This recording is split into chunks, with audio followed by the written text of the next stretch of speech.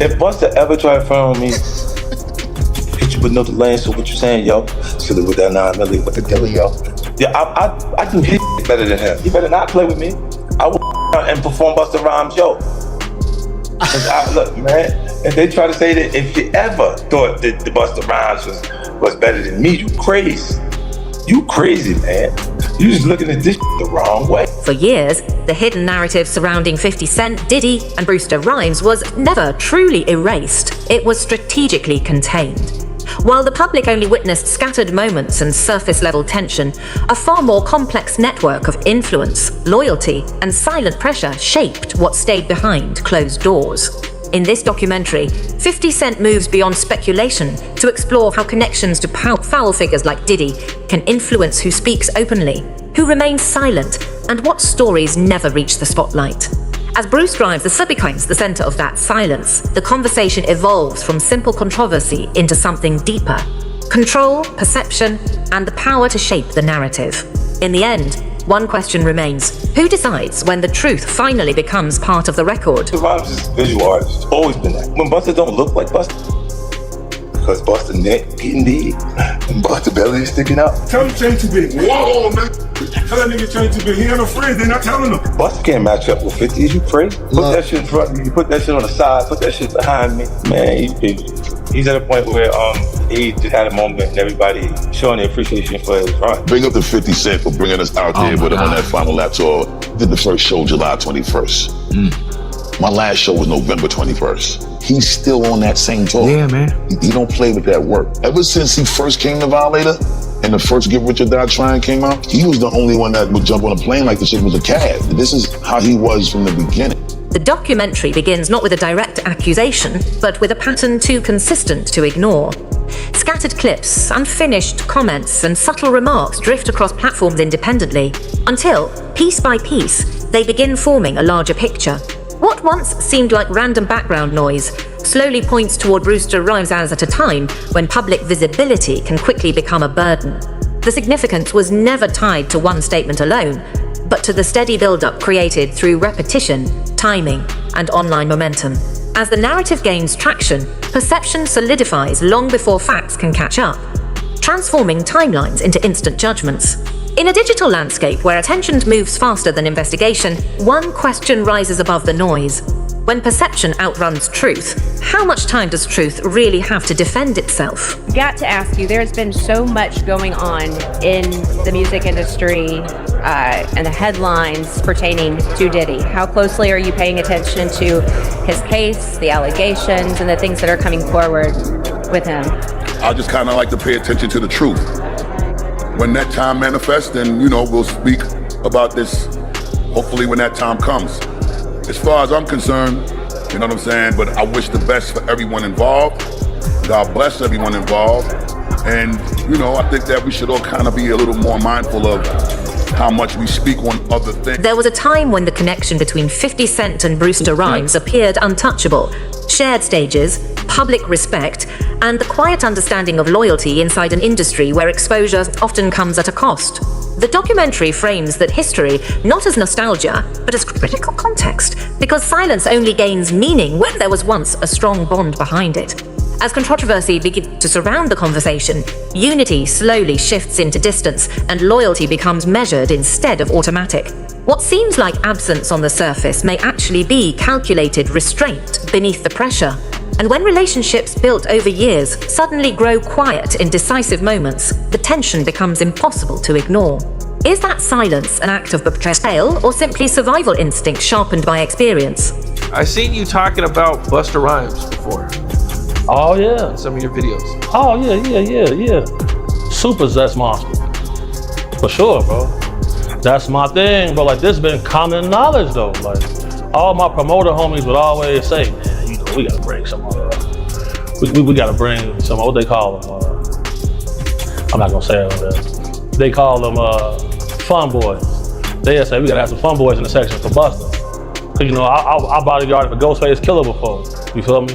And being around him, you hear things, you feel me?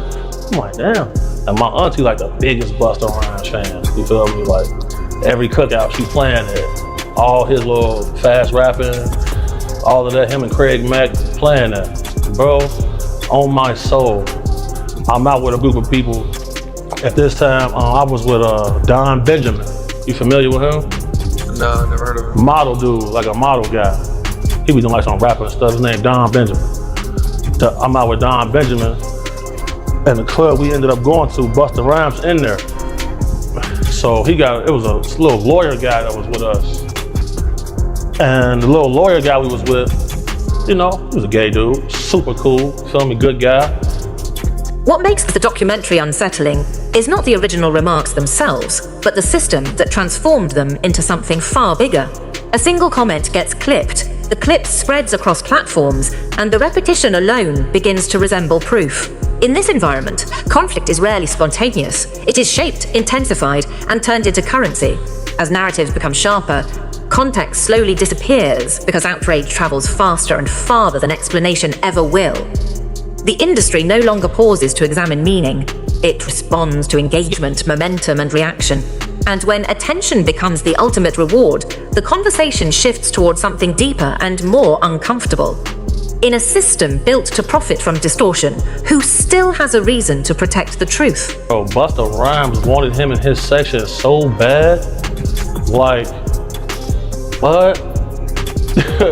Pulled him to the section, like through the rope, and tucked him off in the corner. So I'm looking like, well, he ain't come with us. But I know he was in the little group. So if I go out with somebody, like a group of people, I try to make sure everybody get there together and leave together. No, he stayed with them. He stayed in there with them, bro. For sure. You ain't never heard about this before, have you? Bro, that's common knowledge. Bro. Like, if you in the mix, bro. If you in the mix, like I've been in the mix, you know this. How long has it been like this known about Busta Rhymes? Well, I knew about this like in 2012. I knew about this in 2012. How come you think nobody else speaks up on it or says anything? Because, bro, these people admire these people so much. They want to make sure they in the section, they at the club, they at the video shoot, they can get backstage. That matters most to them. That matters so much to people. It's crazy. Like, but if you notice, like, there's countless videos of Busta Rhymes getting mad at females for just being girls. This girl. The documentary moves into even more volatile territory when jokes about identity and personal life begin circulating as entertainment rather than conversation. For decades, hip-hop culture has treated masculinity as both protection and performance, where criticism and ridicule often become difficult to separate. But here, the consequences reach far beyond public image. Perception spreads rapidly, stigma grows louder than nuance, and the impact often lingers long after the moment itself fades. Rather than preaching or taking sides, the narrative challenges whether cultural standards have truly evolved enough to recognize what's the lasting damage caused by casual dehumanization, disguised as humor. And when entertainment leaves consequences that cannot simply be reversed, the central tension refuses to disappear. At what point does commentary stop being content and start becoming harm? Left him one time, he'd go crazy, throw a drink on her and everything. See what I'm saying? Like, what? Why you getting mad at females? You go to these guys, they in the club, go to their section. It's all men in the section. That ain't weird to nobody. I'm going to the bar, sorry. Text me if it get dangerous. But there's all this club security in here, like nothing's finna happen. Nobody wanna kill you guys, so like, when I get jobs from people who really got a threat on their life, I move way different. Nobody wants to kill these entertainers like that. Like when I do my threat assessment, there's never an immediate threat or danger. It's never a situation that they're gonna tell me, oh, this person wants to murder me, this person wants to bring harm on me. It's never like that. Them type of people be normal guys. So I hear somebody say, oh, he's cute, I want him. So when I heard that, I turned around like, man, did he just say that? Man, you got all this jewelry to attract some men in here? You wild. Shocked me. But sure enough. And that was the guy that Busta Rhymes pulled back? He pulled him into the section. Pulled him into the section, and then they walled him off like this man. I'm like, damn. And that little dude was so happy, he couldn't believe that. He was shocked. But man, you ask, bro, anybody that's in the mix, bro, like, you know, bro, Most of these dudes, bro, putting on a major act. They don't want to be themselves. It's crazy. They'll get mad at you for buying bottles of champagne to give the girls. They'll get mad, oh, we don't want these bottle rats in our section. What are we here for? Why are y'all here then? What are y'all here for? Just because y'all got booked to be here, okay, but sometimes they not booked. They just in there. So, and what they looking for, it ain't gonna be what you thinking of, on God, seen it. What's up? This is Cam Capone. We got more content like this coming soon. So hit that like button, subscribe, and stay locked in to Cam Capone News. Rather than responding with denial or retreat, the documentary presents 50 Cent's reaction as calculated strategy, driven less by explanation and more by timing, precision, and impact. In the digital era, humor becomes a form of leverage instead of simple deflection, where short, repeatable moments travel farther than lengthy defenses ever could. Power shifts toward whoever controls the replay value, shaping perception before deeper discussion even begins. The approach reflects a sharp understanding of modern influence. Once the audience reacts, the narrative framework often already locked in place. But strategy also carries weight and consequence. When humor begins functioning less as entertainment and more as pressure, the tension becomes impossible to ignore. At what point does influence stop being persuasion and start becoming imbalance?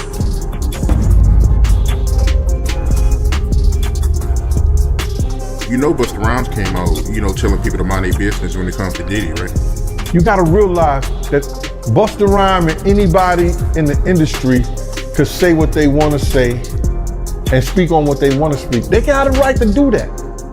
Just like we got a right to.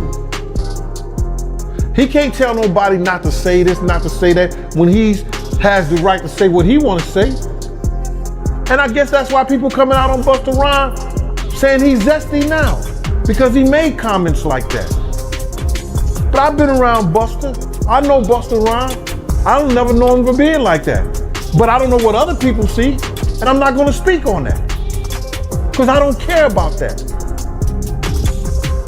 See, a lot of people, if that's all he could give to the people, then that's all he's giving to the people.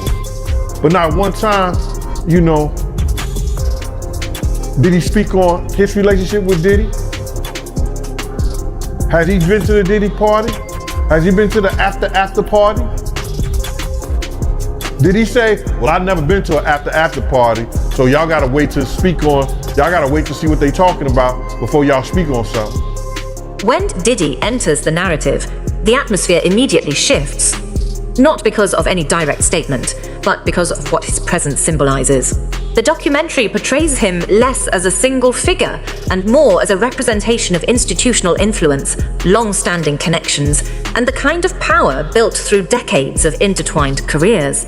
Within that context, Bua's call for restraint takes on multiple interpretations. To some, it appears to be loyalty.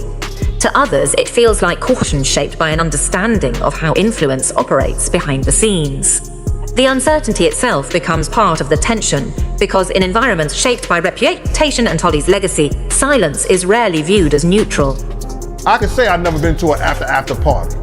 Have I been to the front door of the party? Yeah. Have I been to the after party? Nah, never. Never been to the freak or something. I mean, since I've been knowing you, you've been consistent about that. So, I believe you, man. But you heard about these reports that Diddy having a hard time selling his Hollywood home? It's not attracting any buyers?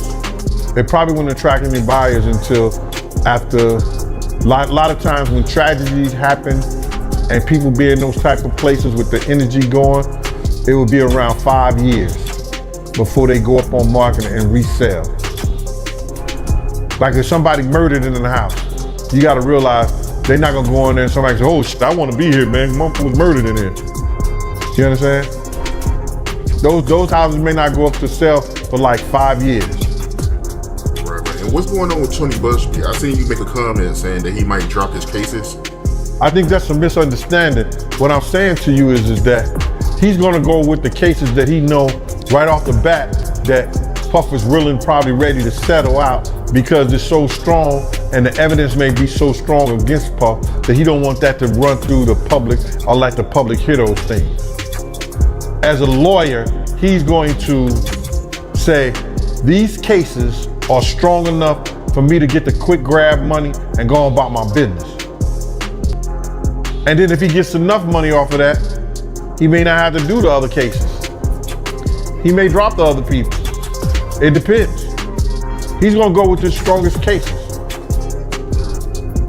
Some interpret it as principled loyalty, while others see it as caution shaped by closeness to influence and the realities that come with it. The documentary refuses to deliver easy verdicts, choosing instead to examine recurring patterns of protection that often exist within powerful circles. In spaces where stability is maintained through silence, every quiet response begins to carry its own meaning. What remains unresolved is not just the controversy itself, but the deeper tension underneath it. When power rewards, restraint and consequences shape every decision, loyalty becomes difficult to define. Is it an act of courage rooted in trust, or a calculated survival instinct formed by experience and risk?